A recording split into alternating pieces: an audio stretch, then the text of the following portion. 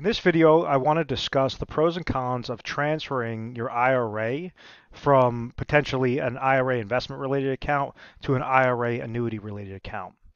And to take a step back, please be mindful of the misconception. Very common misconception is individuals think that if they're in an IRA account, it solely has to be set up with investments, as that's not how it works. Basically, an IRA is just like a bucket. Now, how that bucket grows is based on rate of return. If you have your monies invested with different stocks, bonds, mutual funds, ETFs, whatever that case might be, the rate of return of that bucket is based on however well those investments perform. So when somebody goes and takes their money and they transfer it into an IRA annuity, all you're doing is you're allowing the IRA to have other mechanisms that the investment accounts do not have access to. So like as an example, somebody might want to place their money from an IRA with investments into an IRA with an annuity is meant for lifetime income. If somebody's nearing retirement and they say, okay, this is going to be my ideal retirement date, I want to make sure that I have some consistent cash flow coming to me beyond Social Security income, beyond my pension income, something that will provide lifetime income for myself or me and my spouse. So that might be one way on how to do that. Another one would be safety from market losses. So right now, what we've been experiencing with the current economic times is volatility. Individuals used to set up portfolios that would be structured of a combination of stocks and bonds. Well, because the interest rate environment, interest rates are so low right now, when you have this interest rate risk of interest rates increasing, it's putting a negative towards bond values. So rather than leverage those bonds as that safe haven asset class, individuals have started gravitating towards a safer route, protection from those negatives of that interest rate risk, those negatives of that downward market losses, and saying, okay, maybe a portion of my portfolio, I want to make sure that that's set up in a naked fixed index annuity is an example, something that acts as a type of bond alternative that could give you that consistency, that you want to get to that finish line, to that ideal retirement date.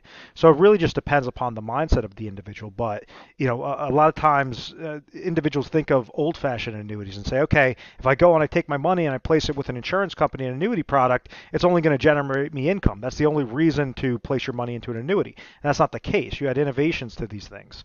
So this is where you have the safety from downward market losses, such as the naked fixed index annuities. That could be an option. The other thing could be consistent growth. Maybe you have to have you don't want to have any sort of variance within the growth of your accounts, and you just want to have something as a consistent fixed account.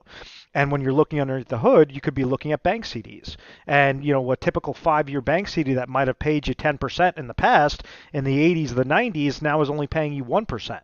So somebody that wants to get a little bit higher of a percentage might go into a 5-year fixed annuity known as a MYGA, multi-year guaranteed annuity. So there's different combinations, different ways on how you could structure these or ladder them out to make sure that your overall portfolio is protected and is growing at a more consistent pace. So understand that the benefit of leveraging an IRA, an individual retirement account, is for customization. The different things, the different benefits that an annuity could provide an individual with their customized IRA are different than what investments can do or money market accounts can do with that same IRA related account. So you don't have to go in a one size fits all type process, type product, type IRA as an example. And like as an example, if I'm going to try to leverage all three of these and say, okay, let's say if somebody has an IRA and it's currently valued at $1 million because they rolled it over from old 401k monies or whatever that case might be, and they're staying within that accumulation mindset to say, as long as the market is doing well, I'm going to constantly have growth within this account and everything should work out fine. The problem with this is it doesn't create an effective distribution and income related strategy. It doesn't create an effective investment / growth related strategy, or it might do this, but might lack whenever you're trying to pull out withdrawals from this. Maybe there's a portion of these dollars that you want to set up for an estate or a legacy need to leave to loved ones as a beneficiary, and then also do you want to make sure it's most tax effective, most tax efficient. So in this example with the $1 million IRA, it's important to note where are you right now and where do you want to be? What is your point A? What is your point B? Your ideal retirement date? if you're already in your ideal retirement date, how do you make sure that you're breaking down these mechanisms into the most simplistic terminology to say, okay, just like an individual tool in a tool belt, if I have to go and hammer in a nail, I'm not going to use the back of my screwdriver to do it. Yes, it could be effective, but it's not going to be as effective as using a hammer. That's the same way you have to look at annuities. You have to look at investment related accounts. So like if all your money was established in an IRA annuity and that was set up for income, but you needed some other monies to be placed aside for investment growth, for estate, for tax related planning, those mechanisms would not work with an income related annuity. You want to place the exact portion, the smallest dollars only as much as necessary, so that you know that structure, that specific IRA is giving you the income that you need for retirement. If you already have more than enough income for retirement, then there's no reason to go into an IRA annuity, for the income-related play. Maybe it might be, specifically for the safety from market losses, that type of bond alternative type strategy, to just give you consistency on your account. Something that you're not looking to pull income from, but you're just looking at it as a type of account that says, I'm going to leave it in there. It's going to be a shorter term duration, a 5-year, 7-year, whatever that case is, and know that your monies are preserved, protected. Or you want to be more on a consistent basis, just saying, I want to have that fixed related account. So as I clear off the screen, what would be a decent example for a male age 60 with $1 million of an IRA that's currently sitting with different investment related accounts? How could that be structured where you're still leaving a portion of investments with that specific IRA, but then we're taking that one IRA and we're splicing it into a few different IRAs so that each IRA is serving its purpose for the overall 30,000 foot view to say, yes, this is a successful plan. Or yes, I have confidence in this specific plan. So if we understand that this individual is age 60 but wants to retire at age 65, that's giving us a 5-year time frame. So that says, okay, his point A is obviously age 60, point B, where his ideal retirement date is age 65. So we want to make sure that whatever this IRA is it most effective to be sitting in this accumulation related strategy. And some individuals might like the concept that it's going to be set up in investments, and other individuals not so much. So the individuals that are more risk tolerant might be fine with this strategy of just saying, yeah, leave it in investments, let it, accumulate, and hopefully I'm going to have, take this $1 million, turn it to $2 million. I'm going to have just a boatload of monies that I could pull withdrawals from, and everything will be great. The problem with that is that's not really a strategy, a portfolio. It's not a plan. So if you want to go and try to structure out the plan, then you say, okay, well, if I'm looking at how to take out withdrawals from this type of account, how can I most effectively avoid the negatives? The first negative when you're no longer working is you no longer have that savings component in your favor. So if you mess up and you do the wrong strategy with this extra $1 million, you could basically run this down to the ground. This could run to $0 and you could outlive your retirement savings in this type of example. Another thing is if there's ways on how you could save the most amount of money of this 1 million, making sure that you're trying to leverage the most amount towards that fund money, towards that growth related account, why would you not set up that structure? So like in this example, if we know that this person wants to retire at age 65, they're currently age 60, they will receive Social Security income of $30,000 at age 65, they'll receive pension income of $50,000 at age 65, and their expenses at age 65, let's say, are $100,000, what's the gap? So the first step is that income strategy of saying what's the smallest amount of dollars, only as much as necessary of this 1 million that you could place into a properly structured IRA that's going to accomplish your gap. Your gap right now, where you're lacking, is that $20,000 of cash flow. You have a consistent cash flow of Social Security income projected at age 65, a consistent cash flow of pension income projected at age 65, that only totals $80,000. You have a gap of $20,000 here. How do we accomplish this gap? And that's saying, okay, well, what do we look underneath the hood? What are some things that will give us a lifetime income stream similar to how Social Security works, similar to how pension income works? And that's where you would look at underneath the hood on the best annuity or IRA structured annuity. So the reason being because of that lifetime income mechanism. This isn't like old-fashioned annuities where somebody would have to surrender a portion of their monies, give it to an insurance company, and then they would annuitize their monies, meaning that you're only going to get a portion each year.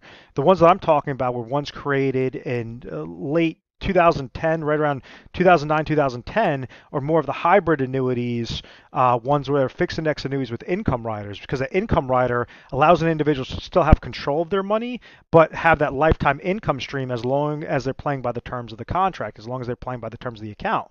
So for simplistic purposes, let's say this person has $1 million sitting there. They have an IRA number one, we're going to call it, and let me just clear off the screen. So this is sitting with IRA number one. Well, maybe it's going to accomplish this $20,000 gap.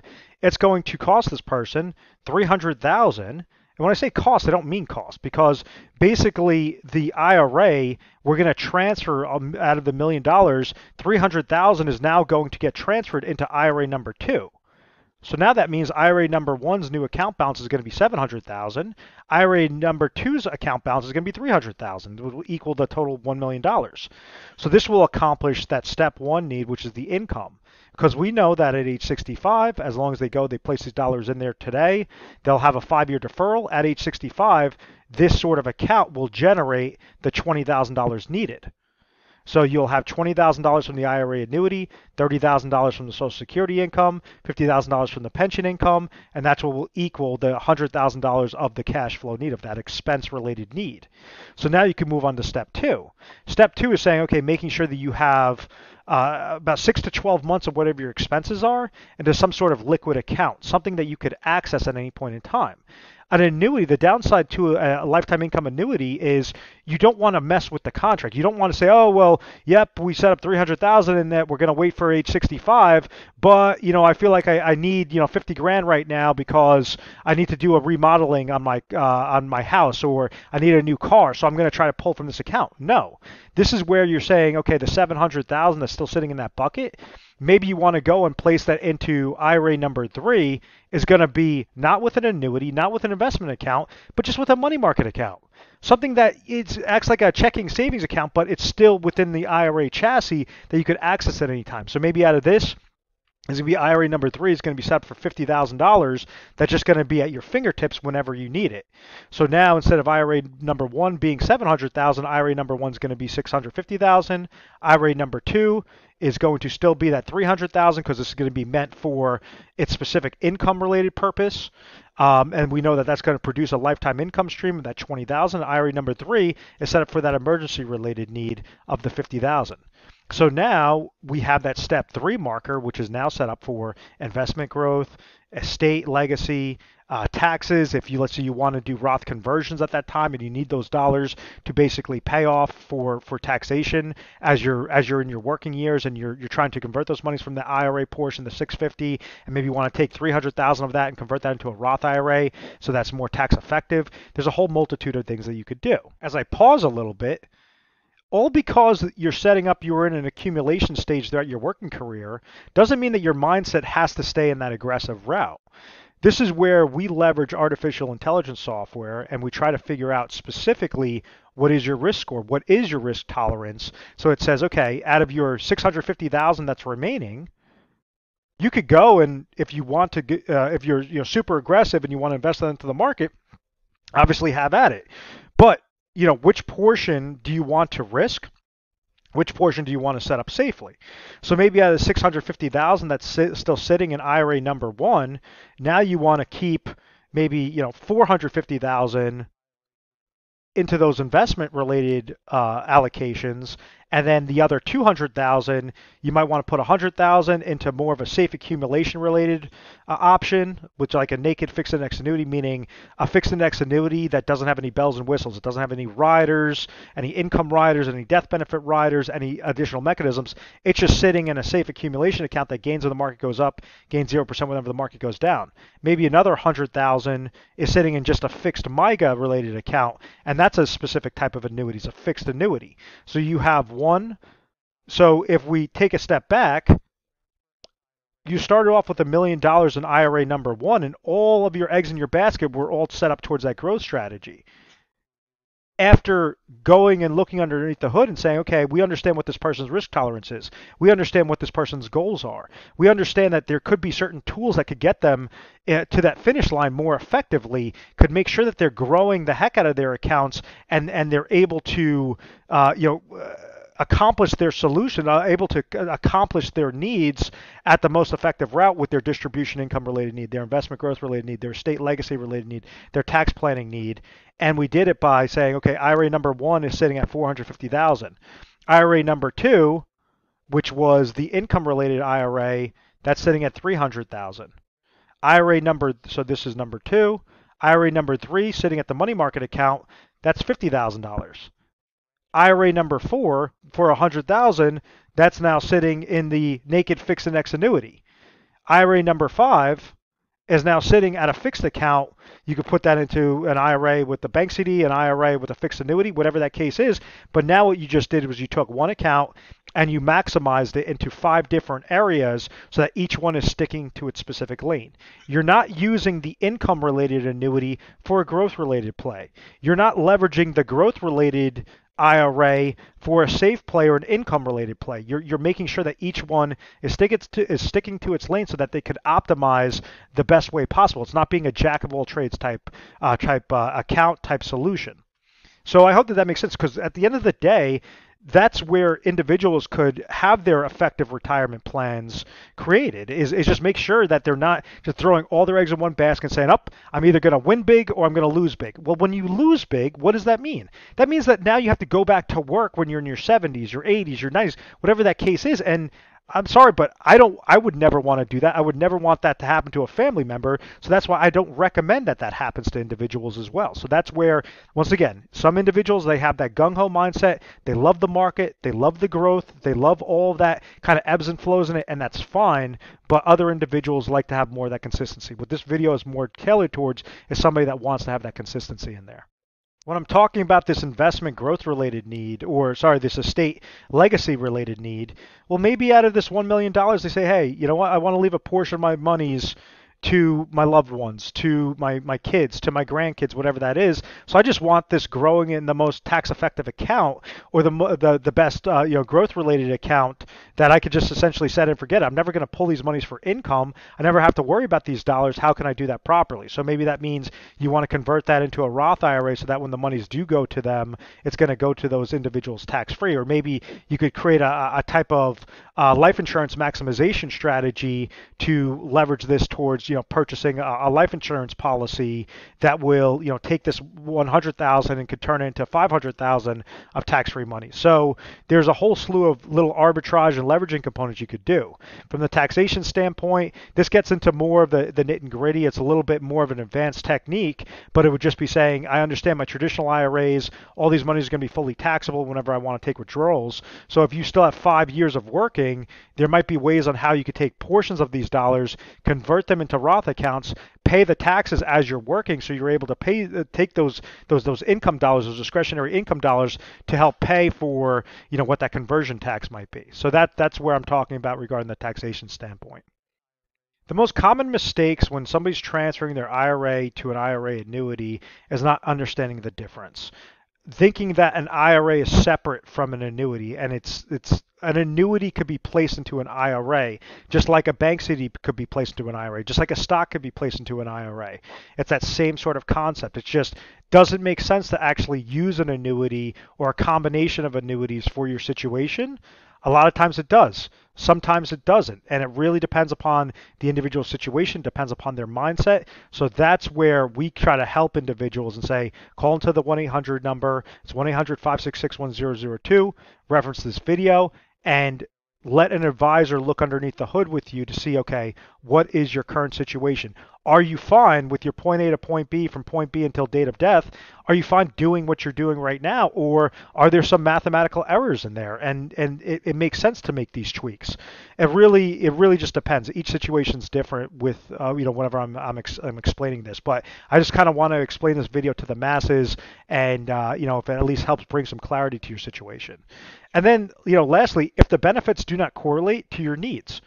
If, let's say, this individual has, expenses that's not $100,000, but let's say their expenses are $50,000 when they hit age 65, but yet they have Social Security income of $30,000 and pension income of $50,000, why would they ever place their money into an income-related annuity?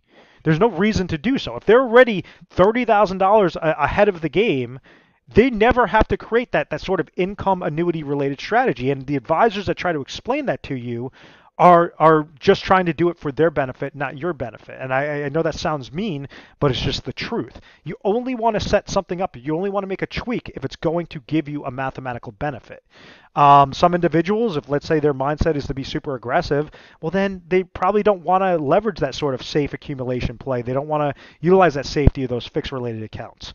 It really just depends upon what you're trying to do, what you're trying to accomplish, and making sure that you're putting together the pieces in between. This micro version that this example that I just showed you, that's a very small version of what we do with our patented process known as the retirement diet plan.